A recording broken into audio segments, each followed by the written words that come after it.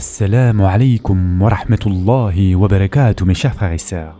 Aujourd'hui, Inch'Allah, nous allons parler de l'examen de conscience, c'est-à-dire Al-Muhasaba.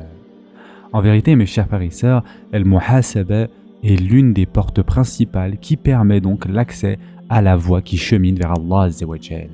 Et quiconque aspire à emprunter cette voie, la voie du paradis, paisiblement en toute quiétude, à l'abri du danger et de la frayeur du jugement dernier, doit s'imposer un examen de conscience, tout comme il doit avoir à l'esprit le sens de l'observation divine. Car quiconque se juge dans ce bas monde verra son jugement s'alléger le jour de la résurrection et trouvera donc une demeure agréable. Par contre, quiconque néglige l'examen de conscience se verra vivre dans un regret éternel. Et Allah subhanahu wa ta'ala dit dans le Coran: « Ô vous qui avez cru, craignez Allah, que chaque âme voit bien ce qu'elle a avancé pour demain, et craignez Allah, car Allah est parfaitement connaisseur de ce que vous faites. » Surat Al-Hashr, verset 18. Et donc Ibn al-Qayyim se base sur ce verset pour établir le caractère obligatoire de l'examen de conscience. De plus, le prophète sallallahu alayhi wa sallam a dit: « Le perspicace est celui qui s'autocritique et œuvre pour l'après-mort. Quant à l'incapable, c'est celui qui laisse son âme suivre ses passions tout en nourrissant au sujet d'Allah de faux espoirs. » Et ce hadith a été rapporté par Tirmidhi. Quant à Omar ibn al-Khattab radiallahu anh, il a dit: « Jugez-vous avant d'être jugés et pesez vos actions avant qu'elles ne soient pesées contre vous. Car le jugement sera d'autant plus léger demain si vous vous jugez aujourd'hui et embellissez-vous pour la prestation suprême. » Ibn al-Qayyim rapporte ces paroles de Hassan al-Basri. Le croyant est responsable de sa propre personne. Il juge son âme pour Allah. Le jugement s'allégera le jour de la résurrection pour ceux qui se sont auto-jugés dans ce bas monde. Il s'alourdira en revanche pour ceux qui prennent les choses sans examen de conscience. Quant à l'imam Ahmed, il rapporte ce hadith du prophète sallallahu alayhi wa sallam. Il est écrit dans les sagesses destinées à la famille de Daoud alayhi salam. Il incombe à chaque individu doué de raison de ne pas manquer ces 4 moments. Un moment pour méditer et évoquer son Seigneur, un moment pour faire un examen de conscience, un moment pour s'isoler avec ses frères qui l'informeront de ses défauts et seront sincères avec lui, et un moment où il permet à son âme d'assouvir ses désirs dans ce qui est licite et bon, car ce moment aide à accomplir les 3 autres et procure l'apaisement du cœur.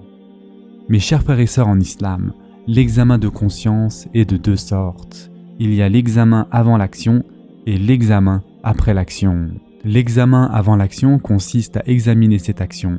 Est-elle réalisable et par conséquent je l'accomplis, à l'instar du jeûne ou des prières nocturnes, ou est-elle irréalisable et par conséquent je m'en abstiens? Puis je réfléchis, est-ce une bonne action pour ce bas monde et pour l'au-delà, auquel cas je l'accomplis, ou est-ce plutôt une mauvaise action et dans ce cas-là je l'abandonne? Ensuite je médite. Est-ce la satisfaction d'Allah que je recherche à travers l'action ou celle des hommes? Si le but visé est la satisfaction d'Allah Azza wa Jal, je l'accomplis, sinon je l'abandonne. Le deuxième type d'examen de conscience se réalise après l'action. À son tour, il se compose de 3 types d'examens. Le premier, un examen de conscience concernant les actes d'obéissance auxquels tu as failli, tels que l'abandon et la sincérité, l'abandon de la récitation du Coran, l'abandon de la prédication, l'abandon de la prière en commun, l'abandon des prières surérogatoires liées aux prières obligatoires.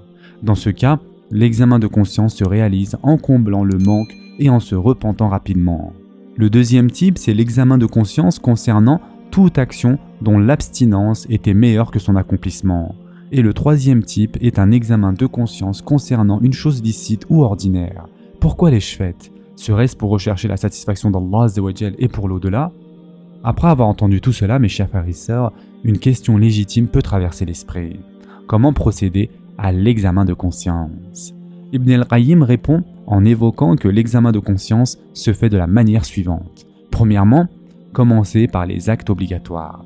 Si j'y vois des manquements, je me rattrape. Deuxièmement, je jette un œil sur les interdits. Si je m'aperçois en avoir commis, je me rachète par le repentir, l'imploration du pardon divin et par l'accomplissement de bonnes œuvres qui effaceront les mauvaises. Troisièmement, en jugeant son âme sur la distraction. Je me rattrape alors par l'invocation et l'évocation d'Allah Azza wa Jal. Et enfin, quatrièmement, juger son âme sur les actions des sens, sur les paroles formulées par la langue, sur le regard des yeux, sur ce que les oreilles ont entendu. Quelles étaient mes motivations, pour qui l'ai-je fait et de quelle façon? Ainsi, mes chers frères et sœurs, jugez-vous avant d'être jugés.